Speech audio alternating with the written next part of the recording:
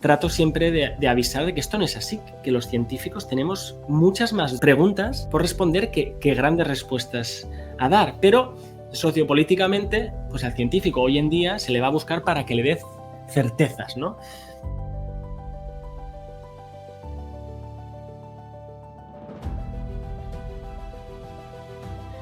Alex, ¿cómo estás? Bienvenido a esta sección de podcast de Global Mindfulness Group. Son tiempos fascinantes y en realidad con tu corta edad has tenido una gran travesía en esa aventura. O sea, no solamente profesionalmente en términos de premios y todo lo que estás haciendo. Me encantaría que compartas un poquito de lo que estás haciendo de manera profesional, pero creo que la pregunta que más me resuena en general cuando converso con alguien es ¿cómo llegaste a donde llegaste? ¿No? Porque de pronto entrar en este camino, ¿cómo así? Sí. Por eso te hablaba del retrovisor. En el momento te pasan cosas, te puedo contar algunos hitos de mi camino, ¿no? Y además siempre vienen marcados por casualidades, ¿verdad? Entre comillas, por personas que se te aparecen en el camino y recorres el camino con ellas un buen rato, luego ellos igual siguen su camino, ¿no? Pues bueno, como te decía, a mí me marcó, si quieres que nos vayamos muy atrás, en el instituto, pues yo tuve un gran profesor de física que me prestaba mucha atención y me fascinó la física, además por él, ¿no? Y además últimamente los nombro porque es bonito, ¿no? Josema, no sé si aún vivirá, ¿no? De ahí estudié física y como te contaba, y luego allí pues estaba muy feliz con mis abstracciones, pero luego por cuestiones de conciliación, llamémoslo así, familiar-laboral, decidí quedarme en la ciudad donde estaba, que era Barcelona, y allí buscar trabajo. Y allí encontré un laboratorio que buscaban a un físico para complementar sus abordajes biológicos, que además esto es muy interesante, no me voy a meter, pero la ciencia no es una grande y libre, la ciencia son muchas ciencias, son muchas tribus, son muchos lenguajes, son muchos abordajes, propósitos, y yo ahí de repente, y esa es quizá mi primera inmersión, ¿no? Porque yo en la física estaba muy cómodo, muy a gusto, muy en mi zona de confort, por mucho que a gente le parezca que es muy difícil, yo estaba muy cómodo y de repente entras en las aguas movidas, ¿no? Sales de puerto y entras en las aguas de los biólogos con sus técnicas, con sus experimentos, y ahí pues de repente, ya me empecé a sentir forastero. Y de ahí sigue mi camino un tanto nómada, ¿no? Porque yo estudié 4 años el sistema olfativo de la mosca de la fruta y aprendimos cosas muy, muy bonitas sobre ella, que te puedo contar si quieres. Pero luego yo dije, bueno, en mi curiosidad no me voy a pasar toda la vida estudiando el sistema olfativo de la mosca de la fruta. Entonces empecé a explorar otros organismos, ¿no? Y eso me llevó, como te decía, a estudiar otros animales de laboratorio y entonces pues, tuve otra pequeña revelación. Yo no he tenido grandes momentos, excepto alguno que seguramente hablaremos de él, una pequeña revelación que es, bueno, espera, la promesa de las neurociencias es que estudiando los cerebros de animales en el laboratorio, tarde o temprano, entenderemos la mente humana en el mundo real, ¿no? Pero yo veía que esa promesa al menos no se iba a cumplir para mí, si siempre estaba estudiando. Entonces decidí, bueno, vamos a ver qué pasa si estudiamos al ser humano, ¿no?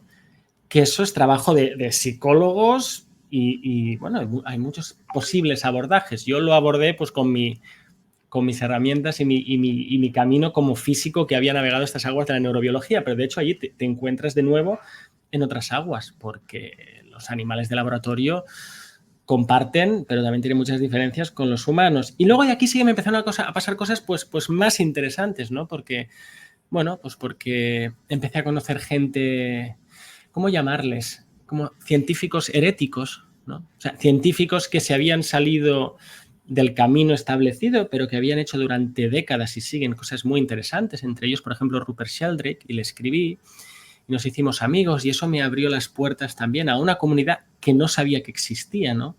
De repente, igual lo has visto en algún documental o lo has leído en algún libro, pero no sabes que hay gente que lleva, insisto, décadas, ¿no? Estudiando estos procesos, ya no solo de la mente humana, sino cosas que tienen que ver, ¿no? con percepciones que parecen que no sean sensoriales o con experiencias cercanas a la muerte.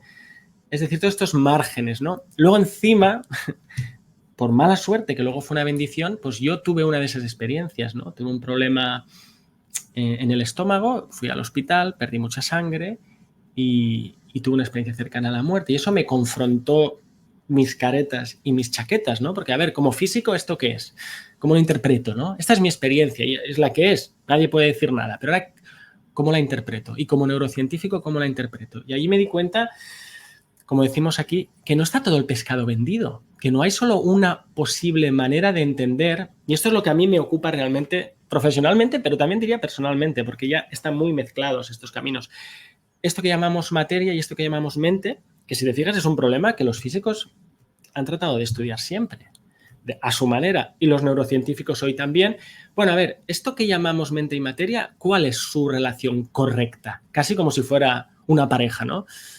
Uno crea al otro, este está al servicio del primero y bueno, y todo esto, como te digo, yendo conociendo por el camino a gente maravillosa y muy interesante que lleva en ello muchos años y que además, pues bueno, me ha animado a mí también a esto que he hecho recientemente, ¿no? Yo le llamo así también una expresión que es salir del armario. Es decir, que no me importe tanto, que aunque a todos nos importa, la reputación, la que tenga, porque tampoco es que tenga una reputación, ¿no? O la credibilidad, pero aprovechar mi formación para estudiar esto desde un punto de vista científico, pero también para reclamar la dignidad de la gente que tiene estas experiencias y decir, bueno, no pasa nada, si tú tienes estas experiencias, eh, guárdalas como un tesoro, no dejes que venga el experto y te diga, bueno, esto no es nada más que una alucinación, ¿no? Y ahí es donde estoy yo, en esta búsqueda, y ahí es donde está también, yo creo, la ciencia de vanguardia, con estas grandes preguntas.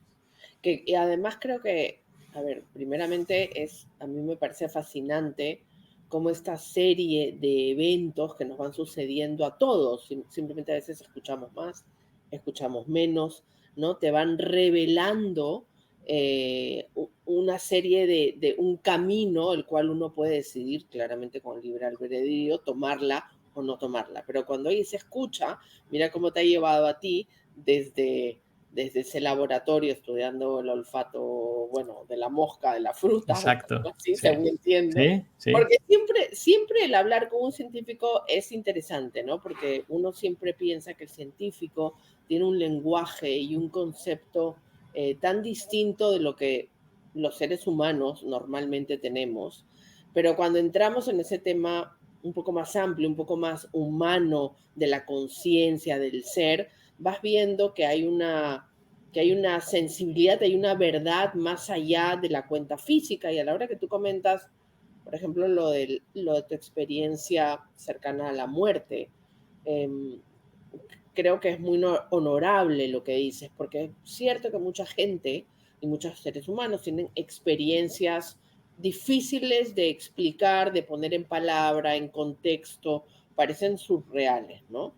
Y muchas veces son descartadas, muchas veces las personas se sienten incómodas en compartirlas, pensando que nos han hecho creer que todo eso es parte de una locura y que si lo compartes, cuidado porque te van a ver como un ser raro, un ser loco, y no vas a encajar en el perfil de la sociedad. Y yo creo que es honorable lo que haces porque ayuda justamente a poder quitar todas esas máscaras y esos cuentos que nos han contado de que la realidad física es la única que existe y que pues esto es una computadora y esto es esto y punto, ¿no? Y el poder realmente conectar con esa parte más sutil, espiritual o como cada uno lo quiera llamar, que es tan importante. Y, y justamente ahora en el área en el que te mueves, que yo creo que es una época fascinante, ¿no? Justamente para eso, porque se está dando a borbotones. Eh, en ese camino que tienes del poder realmente decir, mira, menos mal que tuviste esa experiencia para poder abrir ese camino y decir, miren, estas experiencias existen, que no te digan que es un cuento, alucinación o es una locura, porque yo creo además que ese tema de la muerte es un tema que abre un montón de puertas finalmente, ¿no? Que te desencadena de todas las creencias tan fuertes de la sociedad y que finalmente me imagino que termina cambiando radicalmente esos fundamentos, esas creencias que están tan instaladas en nosotros y que nunca nos cuestionamos a menos que nos ocurra algo similar. O sea, que cuando te sucede eso, ¿qué es lo que, qué es lo que piensas? ¿Qué es lo que sientes? ¿Qué es lo que te confronta, ¿no? Con la realidad que vienes viviendo. Bueno, de una manera distinta porque eres científico y puedes abrir un campo mucho más amplio, pero ¿qué es esa parte humana tú que te despierta? Claro. Yo aquí lo voy a todo el rato enhebrar y hacer danzar la parte profesional con la personal, porque al final, y me encanta cuando yo descubro estas resonancias, estos paralelismos, ¿no? Cuando en ciencia hablamos de cambio de paradigma, que se habla mucho, y de hecho no hay tantos cambios de paradigma, a veces parece que haya uno cada 6 meses, no, ha habido muy pocos, ¿no? Y algunos de nosotros tendemos el temperamento, y esto también yo lo he entendido recientemente, ¿no? Hay gente que está deseando que sucedan y hay gente que no, como hay gente conservadora y hay gente más, no sé, si quieres, con ganas de revolución, ¿no? Bueno, los cambios de paradigma en ciencia tienen una similitud muy interesante con los cambios de paradigma personal, porque sucede algo inesperado, algo nuevamente que no buscas, ¿no? O sea, los científicos, bueno, van estudiando y cuando llega un momento que parece que ya lo tienen todo, sucede esto tan interesante que es que aparecen anomalías. Y las anomalías yo también las describo visualmente como hay una grieta, ¿no? En la pared. Se forma una grieta. Bueno, tú puedes, perdón, tú puedes taparla, pero si hay algo estructural debajo que está provocando esa grieta, tarde o temprano la grieta se hace más grande. Entonces llega un momento, ¿verdad? O sea, tú puedes darte cuenta antes, poco a poco, como en tu vida, es decir, en mi vida, ¿no? Uno puede, pues por ejemplo, yo fui a la India, ¿no? No te he contado toda mi vida, claro, yo fui a la India varias veces, me fascinó, me sentí en casa, ¿no? Y eso te va calando, te va cambiando, algo se ha plantado, ¿verdad? Y ves a saber cuándo empezará a germinar y cuándo verás los frutos. Pero luego es verdad que hay veces que en vez de ser suavemente y poco a poco, con elementos que incorporas en tu día a día y no te das cuenta. Otro ejemplo maravilloso y súper cotidiano es tener hijos, ¿no? Yo tengo 2 hijas.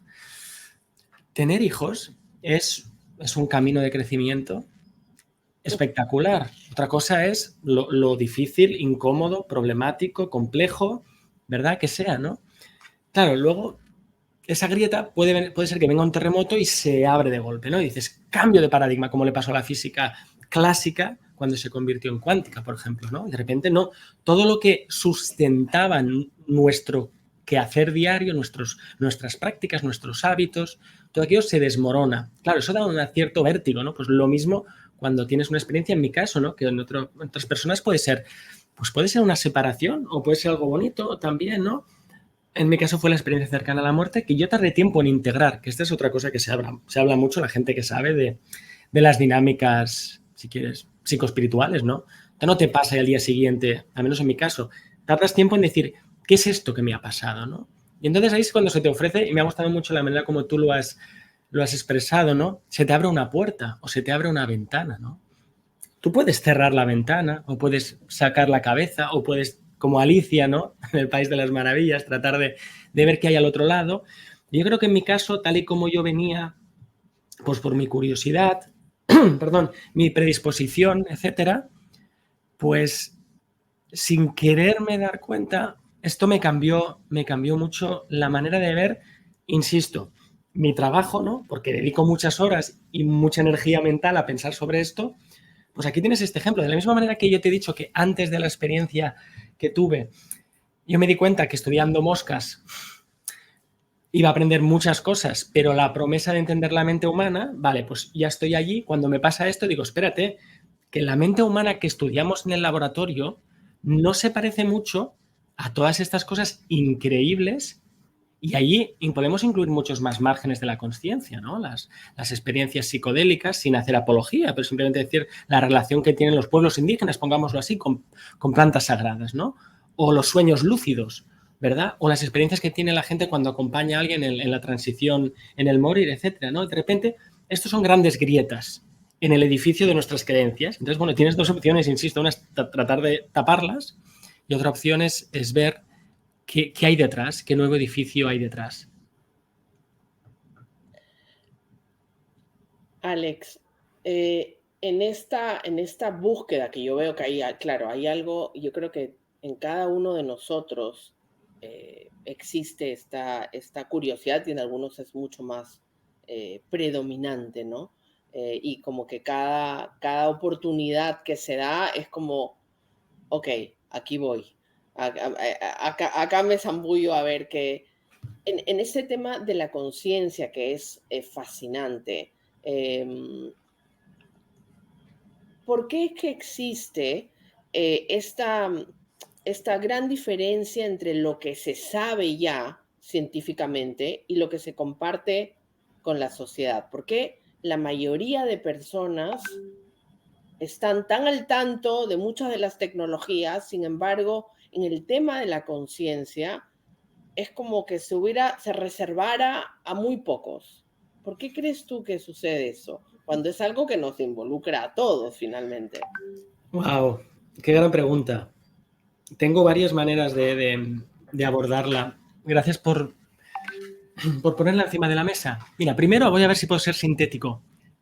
Primero por una cuestión de lenguajes, que lo has dicho tú antes, ¿no? Claro, el físico habla, pero es que el abogado también habla un lenguaje, que si tú no lo entiendes, ¿verdad? Pues vas confundido. Y así todo el mundo, ¿no? El fontanero también tiene su lenguaje.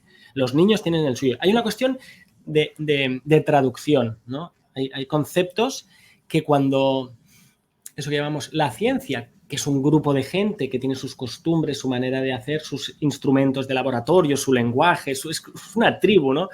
Cuando esto lo tiene que comunicar, pues hay muchos intermediarios, ¿verdad? Y entonces, pues quizá te ayuda un periodista, pero la manera como el periodista lo traduce, ese lenguaje, pues como el juego aquel, ¿no? Que va pasando la palabra y va cambiando el mensaje. Y luego también cómo la gente lo recibe o desde dónde lo recibe.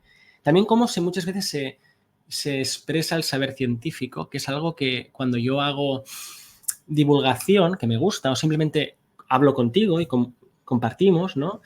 A veces la divulgación es un poco vulgarización. Y entonces se presenta no solo una idea que de por sí es compleja, ya no de una manera simple, que eso hay que hacerlo para que la gente lo entienda, sino muy simplista, sino que encima se puede presentar de una manera pues sensacionalista. O incluso otra cosa que a mí no me gusta es cuando se presenta la idea casi como venida del cielo, ¿no? Es decir, el científico te está entregando la verdad y tú la recibes, ¿no? Yo en mi manera de comunicar, trato siempre de avisar de que esto no es así, que los científicos tenemos muchas más preguntas por responder que grandes respuestas a dar. Pero sociopolíticamente, pues al científico hoy en día se le va a buscar para que le dé certezas, ¿no? Esto es por un lado, que es una cuestión más, si quieres, de cómo es la profesión, de cómo es el negocio, ¿no? Y otra es histórica, y te la cuento brevemente, pero que es fascinante y además tiene mucho que ver con mi propia historia también como físico, que en su propio desarrollo, ¿no? Vital, casi que va cubriendo etapas, y esto también me he dado cuenta hace poco de mí mismo, ¿no? Que es que en mi desarrollo profesional yo he ido cubriendo etapas que se han dado en el desarrollo histórico de la ciencia, porque la ciencia, lo que llamamos ciencia moderna, ¿verdad? Empezó hace 400 años con gente que todos hemos oído hablar, ¿verdad? Con Newton, con Galileo. Y Galileo hace exactamente 401 años, pues escribió un libro en el que hablaba de la separación entre lo objetivo y lo subjetivo. Y decía, bueno, ¿cómo vamos a estudiar la naturaleza, no? Que hoy lo damos por hecho, pero antes, bueno, tenían otras maneras, además muy respetables y que hay que recuperar, por cierto. Pero bueno, dijo, bueno, vamos a estudiar con las matemáticas, esto es muy importante, él dijo que la naturaleza está escrita en el libro que solo se puede entender si sabes matemáticas, ¿no? Y eso es lo que impulsó a la física. Y fíjate que las matemáticas es un lenguaje. Si lo sabes hablar, entenderás el secreto, si no, no. Y ahí ya ves otra vez quién queda descolgado de la ecuación, nunca mejor dicho. Pero además de decir esto, que este era el lenguaje clave, la llave para abrir los secretos de la naturaleza, dividió la naturaleza en lo que yo digo que viaja en primera clase y lo que viaja en segunda clase. Lo que viaja en primera clase es lo objetivo, es lo que se puede medir. El impacto, la fuerza, la materia, ¿verdad? La velocidad. Y lo que viaja en segunda clase es lo subjetivo, ¿no? La sensación, el dolor, el gusto. Fijaros que en esta división original que es la que permitió, yo no lo digo solo como crítica, esto es lo que permitió que la física funcionara. O sea, fue una gran idea, fue una gran estrategia corporativa. Es decir, separación objetivo-subjetivo, lo subjetivo lo dejamos apartado y nos dedicamos a lo objetivo y lo hacemos con las matemáticas. Bueno, esto es lo que dio esta potencia a la física para que pudiera hacer astronomía, mecánica, luego se convirtiera en química, luego se convirtiera en biología, luego en psicología. Bien, pasados 400 años, este biombo, y con esto acabo porque estas cosas me encanta contarlas, este biombo donde está aquí una parte de la naturaleza que la vamos a estudiar y la otra que de momento no, en aquel entonces es, bueno, se la dejaremos a la religión, porque la cuestión de la consciencia, el alma, etcétera, bueno, con esto no nos vamos a meter. Quedó apartado, incluso cada vez empujado más hacia un lado, pero claro, llega un momento que las ciencias han progresado tanto que dicen, bueno, ¿ahora qué nos queda para entender? Y para estudiar nos quedan muchas cosas, ¿no? Pero, hombre, algo que todavía no hemos podido abordar es nuestra propia experiencia. Entonces, ¿qué opciones tengo? Otra vez, delante de la grieta, ¿no? Decir, bueno, la experiencia es algo que ya tarde o temprano la podremos medir, la podremos reducir a una explicación materialista, reduccionista y chimpum. Pero los últimos 30 años, que no es nada en ciencia, y sin ir más lejos, los últimos 10, pues muchos científicos y filósofos y académicos se han dado cuenta de lo que ya sabían todas las tradiciones, en todas partes, en todos los momentos históricos, excepto en estos 400 años, que es una anomalía maravillosa en el pensamiento de la raza humana, ¿no? Que es, bueno, es que la conciencia, perdóname, pero esto es primario, esto es principal, esto es fundamental, esto no es algo que por casualidad no tiene mucha importancia. El propio científico, a pesar de que utilice experimentos y aparatos para traducir las experiencias en experimentos, el propio científico tiene experiencias. Entonces, digamos que esa separación original de hace 400 años ya no se puede aguantar más, ya no puedes hacer ver que no hay nada en el otro lado del biombo. Y es por eso que hoy en día, de repente, parece que de repente toca abordar este tema que quedó apartado en el origen de la ciencia y nos crea muchos problemas. Bien dicho, en los científicos llamamos problemas lo que queremos estudiar, nos crea muchas paradojas, nos crea muchas dudas, muchas contradicciones, porque hemos tenido, cuando digo hemos, me refiero al abordaje, mucho éxito estudiando lo material. Pero lo mental se nos ha escapado. Mientras que otras tradiciones, ¿verdad? Sobre todo en Oriente, pero en Occidente también, y en pueblos indígenas, pues lo que se sabe desde dentro sobre uno mismo es muchísimo, ¿no? Y entonces, bueno, la ciencia está cogiendo ese ritmo y por eso también cuesta mucho contarlo, porque la manera como se trata de abordar aún está, digamos que está como pasada de moda, ¿no? Es decir, aunque te venga un gran neurocientífico de una universidad muy prestigiosa, es probable que su abordaje sea este de su tatarabuelo, que era Galileo, ¿no? Y entonces, pues está el río revuelto y parece que hay mucha confusión, y es verdad, hay confusión, y es un momento, ¿no? También a río revuelto, ganancia de pescadores, es decir, es un momento para tratar de aclararse. Mira, esa historia que has contado me ha parecido maravillosa porque creo que explica lo que ha sucedido, como dices tú, en estos 401 años y cómo se ha desarrollado la ciencia. O sea, que te agradezco un montón el compartirlo, ¿no? Y creo que para todos, porque nos va a ayudar a ver finalmente cómo es que hemos llegado a donde hemos llegado y qué es lo que hemos obviado tanto. A mí me parece muy importante comenzar a abrir estos temas justamente con este lenguaje más cercano, más abierto, para que las personas puedan acercarse más, ¿no? Y poder recibir esta información o estos nuevos, entre comillas, porque si bien lo has dicho tú, existen en Occidente, bueno, y también en Oriente pero en lo que es la ciencia, estos nuevos bueno, ni siquiera son descubrimientos, pero estos nuevos, bueno, de alguna manera descubrimientos.